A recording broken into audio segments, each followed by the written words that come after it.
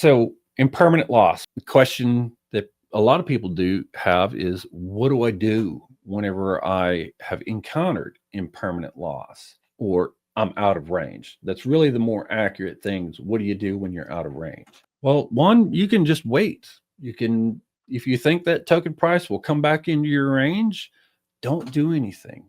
Again, whenever you withdraw, you're making your impermanent loss permanent. Another thing that a lot of people like to do is they'll open a one-sided bid ask below that price range and just hoping to capture enough fees as it's going down to offset those losses that you got from the top. Another thing is you think, hey, you know what? I don't think this is going to come back or come back anytime soon. They'll take that loss and reposition their liquidity in a lower range. And this is really dependent on getting enough volume down there.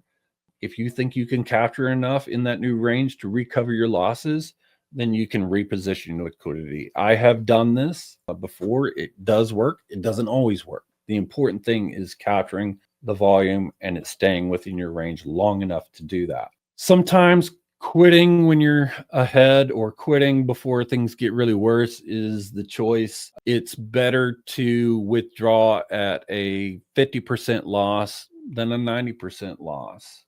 Get out and sell before it goes even lower. What happens sometimes is that people don't wait long enough. They'll panic and sell and get out, and then they'll watch later the price pump, and then they're just sad, right? But you can see here was some positions. These were all out of range, and we just opened that one-sided sold bid ask to try and capture some fees to offset all of those losses.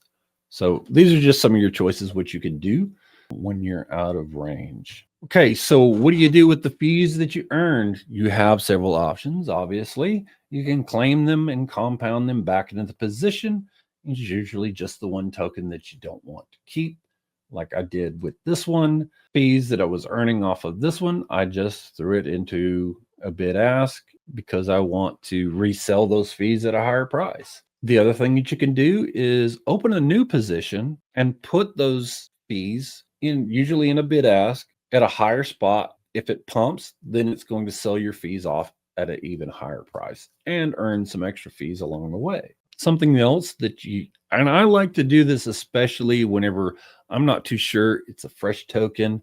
I don't know what's going to happen. It may dump. I don't know if it's going to pump back out of my range. Sometimes whenever I've earned some money in fees, I will claim it and immediately sell those tokens, locking in those profits. If I don't, and it dumps even further, then the value of those tokens that I had previously earned in fees is now worth less. So I'll lock in my profits along the way as it's going down to ensure that I'm walking away with some profit and countering some of my impermanent loss. Another option is simply just hang on to the token. If you think it's going to moon eventually, just hold it and just sell it. Don't even put it into an LP position. That's something that you can do.